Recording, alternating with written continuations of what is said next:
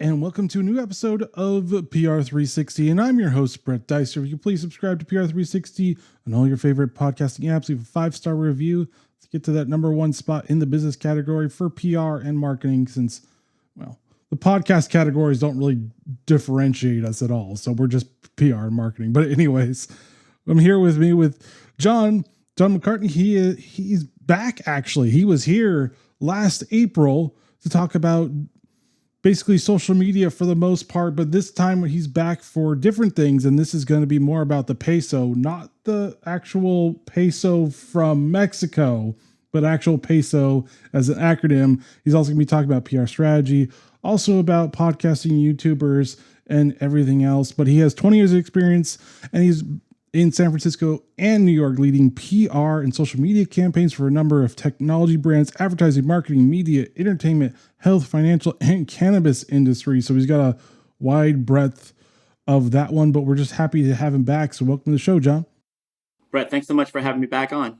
You're welcome. And even though usually new guests, I ask if you're a coffee tea drinker, but I'm going to ask, is there anything new that you've tried for coffee or tea?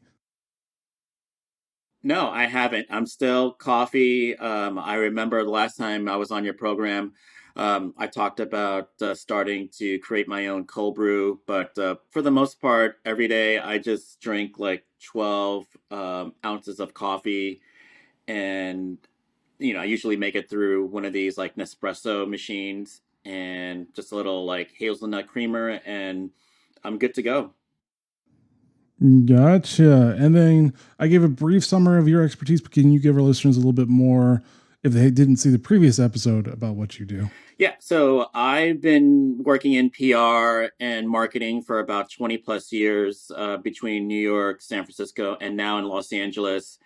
I started my own boutique agency, JMac PR, at the beginning of the pandemic and started as a PR freelancer, and very happy to see that my business and agency has grown. We got about maybe 8 team members, combination of full and part-timers. Still continuing to work in tech and startups, mostly in the B2B space. We also rep a couple of digital marketing agencies. And what else? Yeah, that's pretty much it. Are you going to go for anything like your APR, like we talked about pre-show, or anything like Yes, that? I was mentioning to you before we hopped on, but I am currently on a journey to get my accreditation in public relations. It's been a career goal of mine for a couple of years now. And this past spring, I connected with the Orange County PRSA chapter and joined their study group.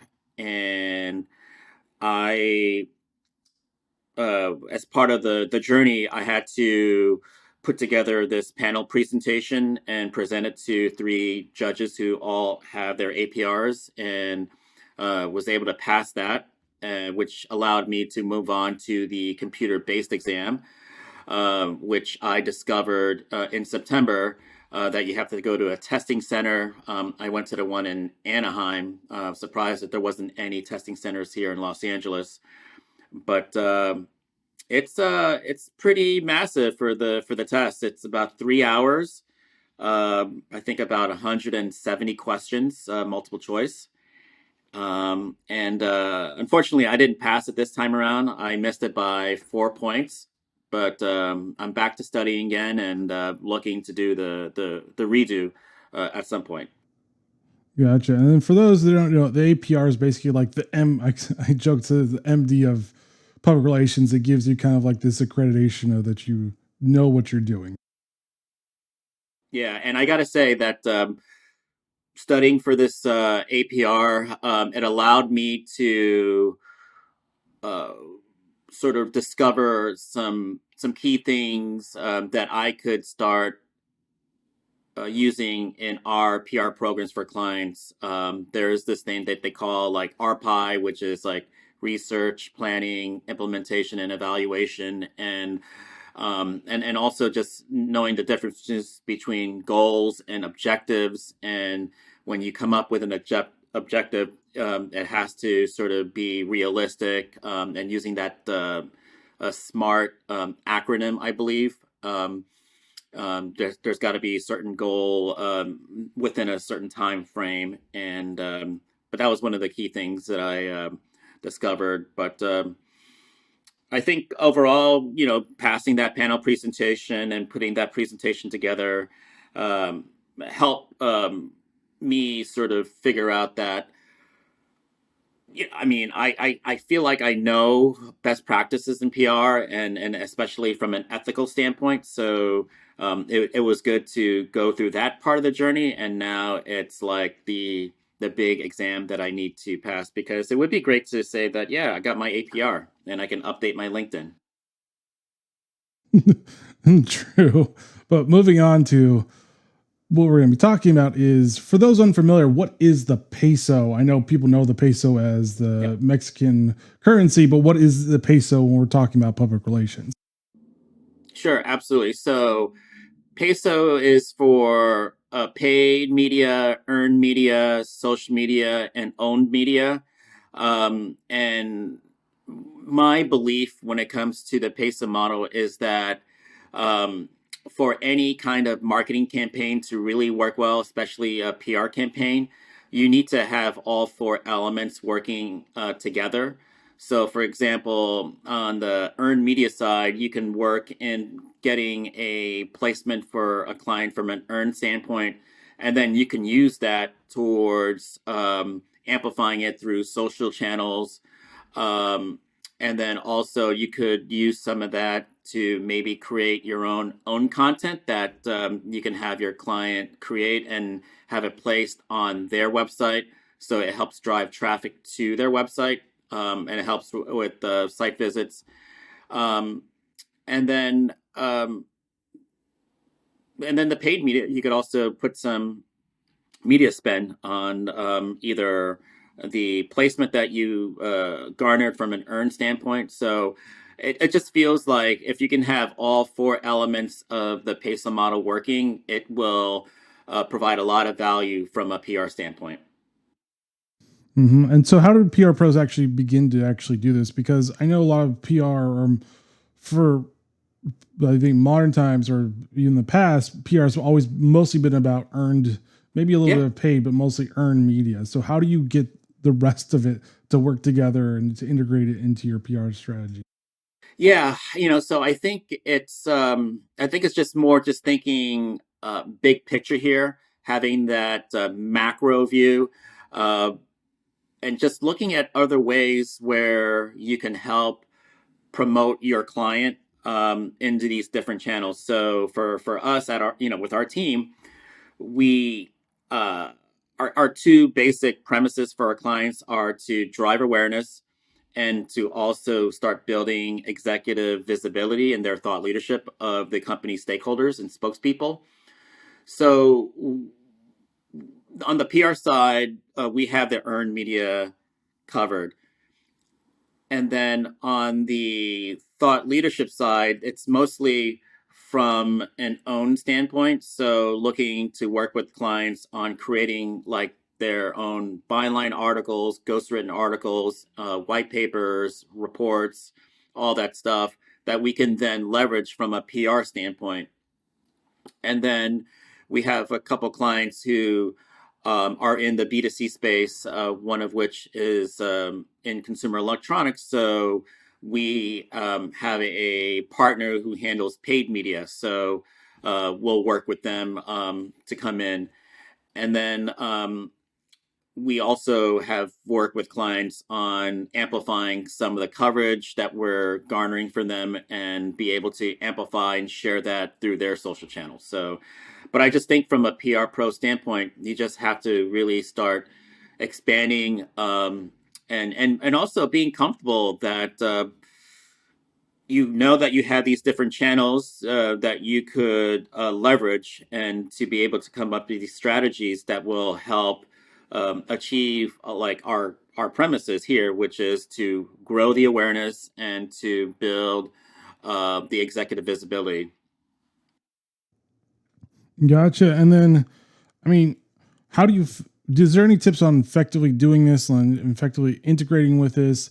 Is is it more about just kind of like you said macro, but is there any type of like micro things that people can do as well? Because the macro is great, but then you got to get into the nitty gritty. And is there any For tips for like sure. the nitty gritty? For sure. I think from a PR standpoint, I think it's always about looking what other ways can we get our clients in the news or be able to resurface them with our target media contacts. So we're always one tactic that we're always looking at on a week to week basis is following the news that matters to our clients, and if we see anything that's breaking, like for example, we have some clients that are involved in the sort of Facebook advertising space.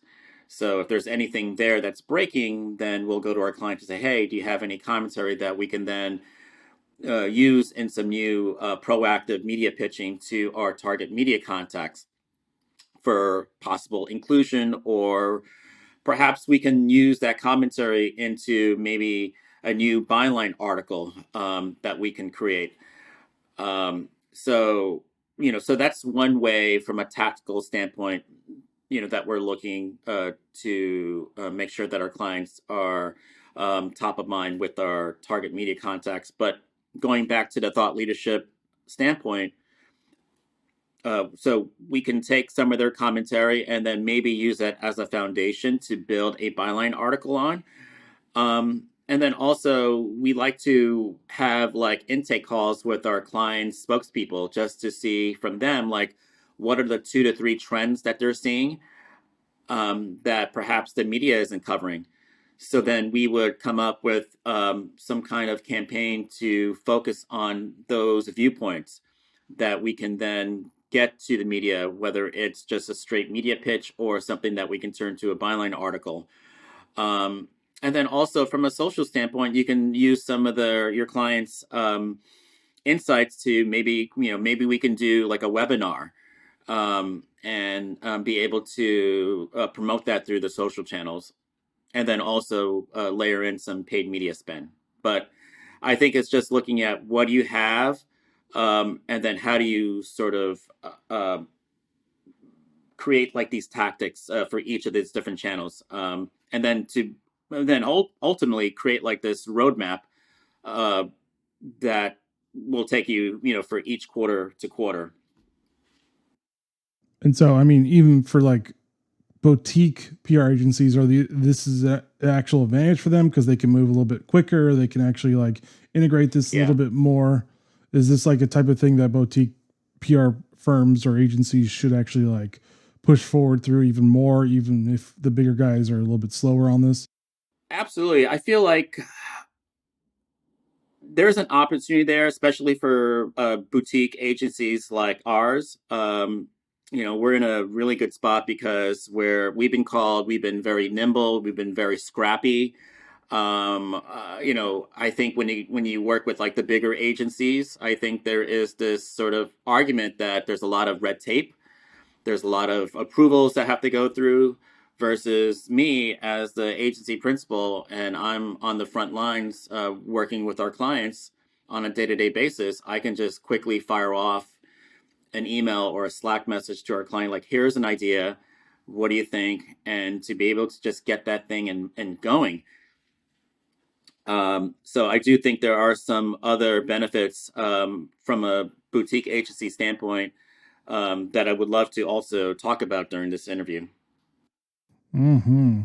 And I mean, we're talking about the peso model, we're talking about boutiques, but also, I mean, when we're actually doing these strategies, should the PR pros look at what the company's strengths are for this as well? Because it looks like it's a lot of these strengths from the company on the content side as well. For like you said, webinars, for example, if a company's really good at webinars, should you lean into like this type of like strengths for them as well? Is the peso model leaning into a lot of the strengths of the company to bring awareness to more people that may not know about them? Yeah, I think so. I mean, I feel like from a PR standpoint, we can, obviously just do the earn media part of the PESO model. But I also feel like there is an opportunity that you can do much more and expand beyond earned media. And I think that's something that more agencies aspire to doing. I think I think the ones who are just focused on PR, which is fine, but I think there is more that could be done from a PR and marketing standpoint when you could work with clients and let them know, like, here's our philosophy, here's our belief when it comes to PR and marketing, that we're focused on building that awareness, and here's how we do that, and here's how we also focus on building your executive visibility, but also letting the clients know, like, we could also do more on the social media front, or we can also do more on the paid media front, and also just letting them know, like, this is what it's called. It's called the PESO model. It works, and when it's all working together, it helps provides more value to what you're looking to achieve from an awareness and thought leadership standpoint. Gotcha. And then with the PESO model, will this either exacerbate or help fix the measurement conundrum? Because the measurement conundrum is a pretty big thing. Even in podcasting, it's all over the place as well. Yeah. My thoughts on measurement is that I'm not sure if measurement in PR will ever be fixed. And that's the other thing too that I discovered during this APR journey, was that they talked about, like, ad equivalency.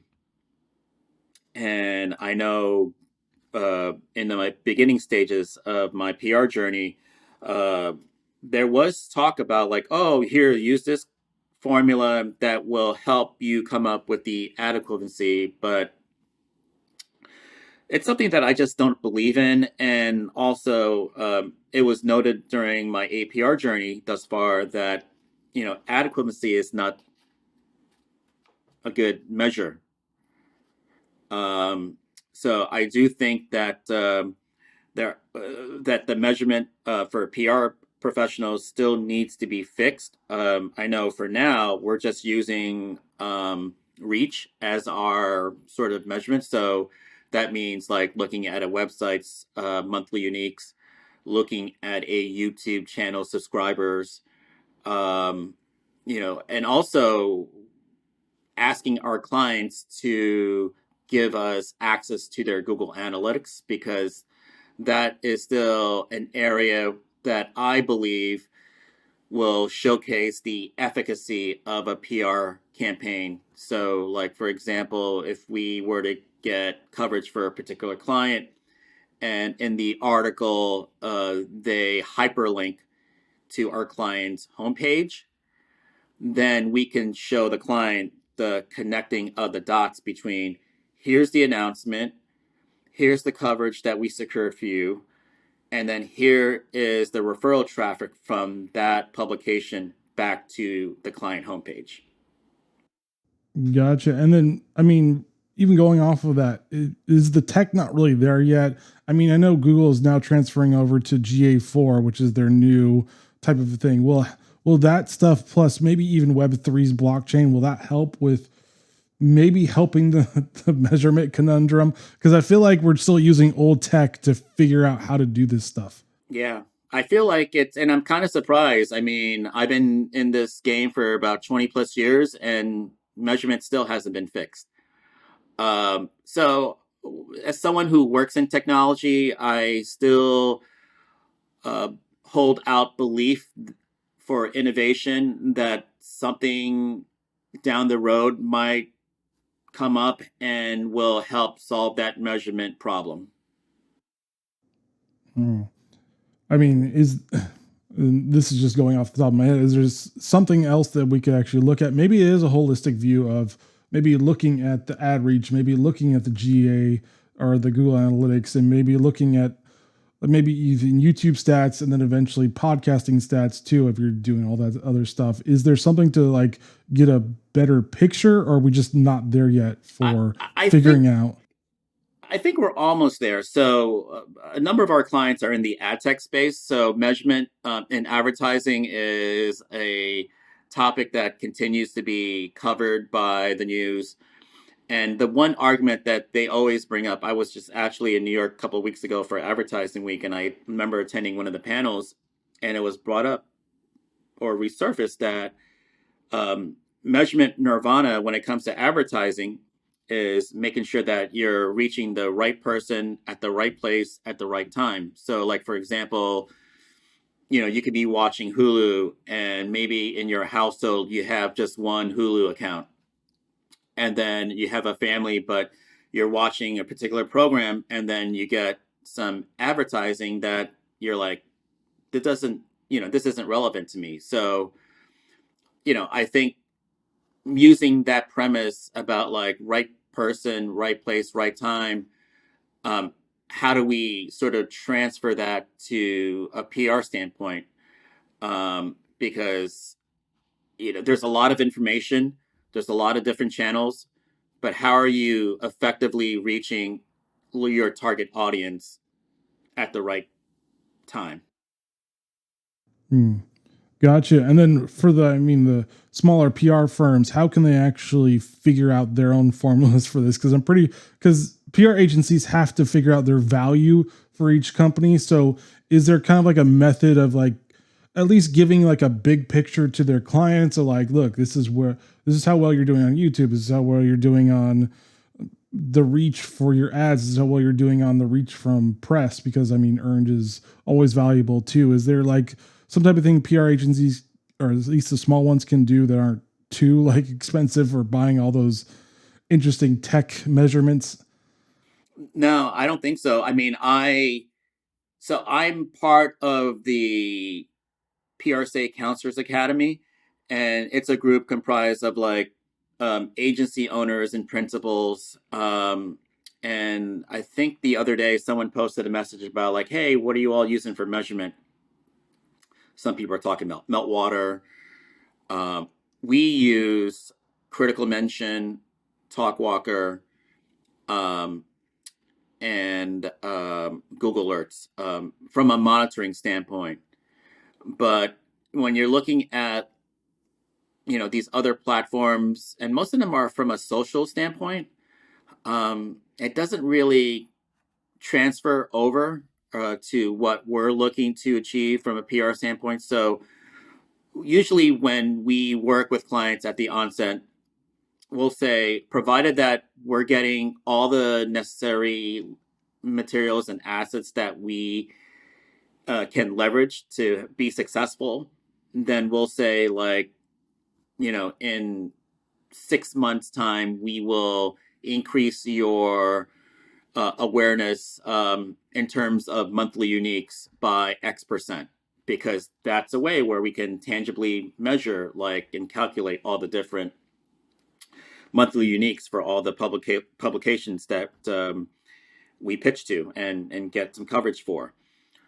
Um, I think from like a thought leadership visibility standpoint, we'll take a look at like what they've gotten before we started working with them and say, by 6 months, we'll get you X amount of secured bylines placed, stuff like that. But I think it goes back to like finding a platform or a system that will provide us with tangible data that we can show clients like, here's the measurement and the KPIs that we're looking at, and here's the delta between the first day we started working to now.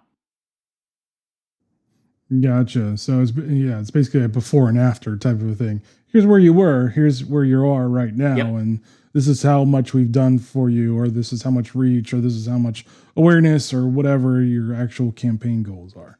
yep. Gotcha. And then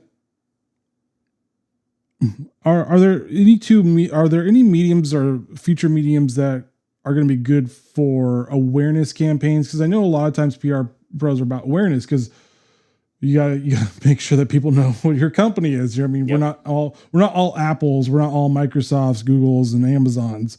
So are there any mediums that are actually better for the future of awareness campaigns? Are they going to be like TikToks or like whatever thing that you can think of? Yeah, no, for sure. So the one thought I have is that I think there's going to be more platforms that are going to compete against like Harrow, the popular helper reporter out. So you're seeing quoted, but I do think there's an opportunity for um, more platforms to compete against Harrow. I know firsthand we've come across an increase of journalists and writers who are letting us know, like, here are the stories that I'm going to be writing about. If you have anything, just feel free to pitch me. But so we're starting to see like contributors let us know like what are their stories that are coming up directly. But we also have come across a platform that also does something similar to Harrow and Quoted, and be able to say, hey, if you pay us a fee, we'll give you this ongoing list of upcoming stories that we're also curating from our contacts. So I do think that there's going to be an increase in more platforms that are competing against Harrow and Quoted to offer us PR pros more options to uncover those upcoming articles and columns. I do think also that we're going to be seeing more publications begin to uh, sort of gate their uh, ability to offer publication of byline articles. So, like Forbes has their councils, um, Entrepreneur has their leadership, where I think you pay like $1,000 a year, and then be able to get access to their CMS platform. Fast Company is another publication that started to pay for access to their CMS platform. So I do think there's an opportunity for other publications to go to that, which isn't really earned media, but it's just part of the world that we're living in. And I think all of this is happening because of the economic downturn. I think businesses are just looking for like ways to recoup their potential losses. Um, but those are the top line mediums that I can think of. It's also just the journalism industry has shrunk so much that they're just trying to find other revenue models besides subscription services, because I don't think everybody's going to be lining up to pay for those. Yeah. But I mean, are PR pros starting to actually pitch more to YouTubers and podcasters now? Or are you seeing an uptick in this? Are we going to see a future of just more of this happening for a while? I think you're going to see more and more PR teams just accept the fact that there is this new landscape of YouTubers and podcasts, and to make sure that their teams are pitching these channels. I think every day there's like a new podcast that's launching. But I think this is an exciting opportunity for us PR professionals, because it gives us more outlets to look at that we can then pitch to our clients. And I would also add that even our clients have even asked us, can you focus more of your attention on pitching podcasts? So um, I think as we go into the new year, I think we're just going to see more and more PR teams, both in-house and agencies, sort of just accept the fact that we need to pitch our clients to these channels. Gotcha. And then, do you have any tips for actually pitching podcasts? I know we're on a podcast, but do you have any tips for pitching to a podcaster? Because it's a little different from pitching to a YouTuber as well. Yep. So, do you have any tips for that? Yeah, I mean, we're still trying to learn, but our team feels good as far as the pitches that we've crafted. So the one thing that we've learned is that you gotta listen to these podcasts. You have to pay attention and sort of like make it super personalized in each note, and then also just make it very casual. Say, hey, do you happen to have room? We want to offer up so and so. So and so can talk about A, B, and C. Um, and also, I think the most important thing is to also add a line that if we were to get invited, we will for sure make a point to share the interview across social, because that's also part of the game that I guess we're all playing. And But it's good to make sure that you highlight that. Yeah, we will make a point to share the interview if we get invited. But I think we're still looking at best practice. I actually do like a monthly lunch and learn with my team at the end of each month, and for October it was about podcasts. So just looking at different resources online, but all of them has been pretty much the same as far as like making sure that your pitch is very informal, that you pay attention to the episodes that are being published, and being able to personalize your pitches as best as possible, and also make a point to let the contact know that you're definitely going to be able to share the interview through social. Gotcha. And are the YouTubers and podcasters going to be basically the future of journalism or the new journalism? Because it's a small, nimble type of a thing, and one person can almost do it all through YouTubing and podcasting. Yeah, I think I look at the sort of like the creators like on YouTube and especially on podcasts. I think I've always heard that YouTube is like the biggest search engine. But I do think they're both YouTube and podcast presents a new sort of landscape for clients to be able to get that awareness and to build their thought leadership. But from a news standpoint, I'm not sure. I think the traditional news publications are viewed upon in a certain way, and I believe that YouTubers and podcasts are viewed upon in a certain way. So I'm not sure if podcasts or YouTubes would be looked at as a go-to source for news. I think it's more for other uh, aspects like Q and A's or product reviews. Um, and I think like the traditional media publications are going to continue to be looked at for like hard news. Gotcha. And I mean, almost moving into like TikTok, because TikTok is the big thing for, I guess, Gen Z. Gen Z basically Google is TikTok for Gen Z. So is that going to be an interesting thing for PR pros in the future, or in the really short term future? Are we going to have to look into actually like figuring out how to optimize search for TikTok and specifically for TikTok? Yeah, I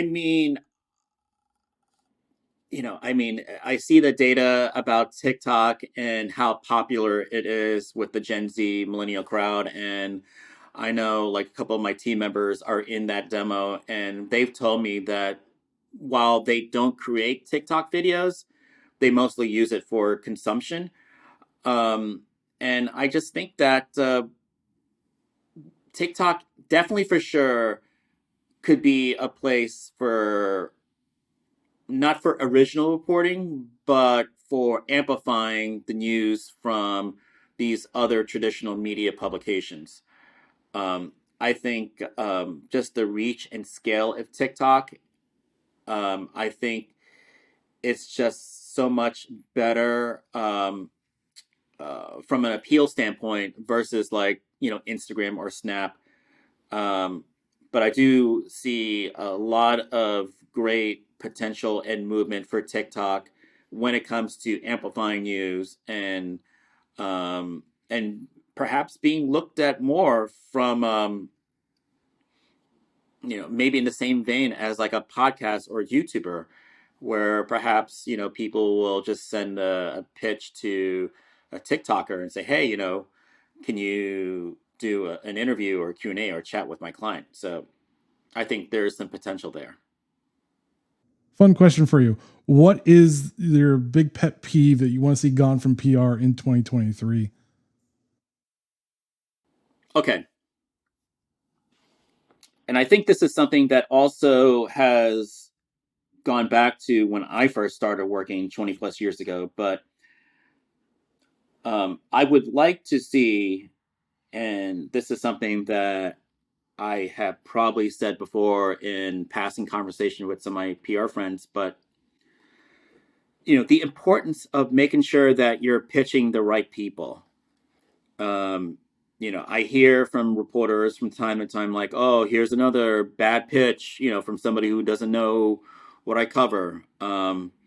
So the goal or the hope here is, from a pet peeve standpoint, that, I hope that, we minimize the number of bad pitches are going to the wrong media contacts. And so with that, I mean, it seems like for PR pros to do the wrong pitch to the wrong journalist, it seems like a lot of them just don't know that they've left. And so how do you like minimize that to actually make sure that you get to the right person and not the wrong person? No, I don't think they are, dang, but I just also gave it to the wrong person. I'm pretty sure a lot of PR pros know are not that a doing lot it of PR intentionally. teams have media lists. I would argue the point that the media list probably isn't updated as often as possible. So I know for our team here, we really make it a point to make sure that every day that we try to make sure that our lists are updated as much as possible, especially before our team does any kind of like proactive media pitching. We always want to make sure, and we do this through a number of different ways, through like daily media monitoring, just following the news. We have certain search terms that we start to catalog for some results for our clients. That helps us sort of give us a good viewpoint and insights to the contacts, whether they're on staff or contributors, who we should look to add to our clients' media list. Gotcha. And then where can people find you online? Sure. We're at www.jmacpr.com. On Twitter, you could look me up at Johnny, JOHNNY _MAC. And then you could just look for me on LinkedIn, John McCartney, JMacPR. All right. Any final thoughts for listeners? No, I feel like I love this industry. I love the work that we're doing. I love the impact that we are making on behalf of our clients. And I think with the popularity of TikTok and podcasts and YouTubers, I think that presents itself some new opportunities for us at PR as PR professionals. And also, I think that everyone should go for their APR. I think it's a great journey, and it's something that not a lot of people have. I mean, if you're looking at the big picture here, but if you're able to get your accreditation, I think that's just such a great career goal. All right. Well, thanks, John, for joining PR360 and sharing your knowledge on measurement, on basically pitching podcasts and YouTubers and everything else in between. Thank you, Brett, for having me on again. And thank you for listening to PR360. As always, please subscribe to PR360 on all your favorite podcasting apps. Leave a 5-star review. Let's get up to that #1 spot in the business category. But as always, join us next week as we talk to another great thought leader in the PR industry. All right, guys, stay safe. Get to understanding your measurements, you're a journalist, and try to see if you can get the APR as well. And see you next week. Later.